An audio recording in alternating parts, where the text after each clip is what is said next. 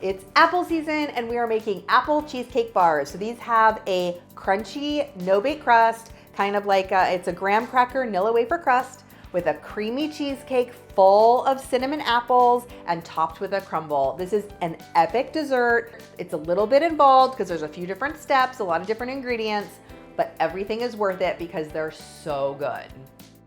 12 graham cracker sheets, 50 vanilla wafer cookies, a quarter of a teaspoon of cinnamon, and 12 tablespoons of unsalted butter. You could for sure either omit the graham crackers or omit the Nilla wafers if you want to do all of one or all of the other. That's totally fine.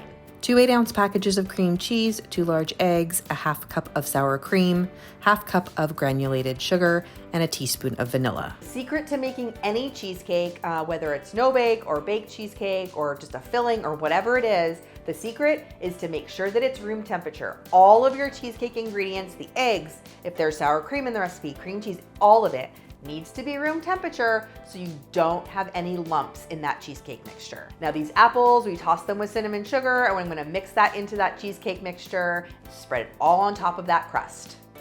And then you could stop there, but why? Crumble topping is epic and delicious, superior. So we're gonna make a simple crumble topping just to sprinkle all over the top.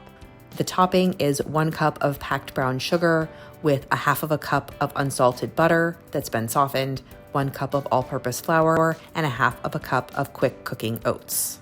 Bake those up, let them completely cool, chill them for a while, cut them, and then eat the entire pan in one sitting. I won't judge you.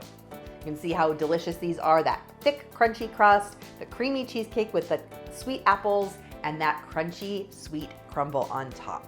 If you don't follow me already, be sure to subscribe to my channel and keep watching for even more apple recipes.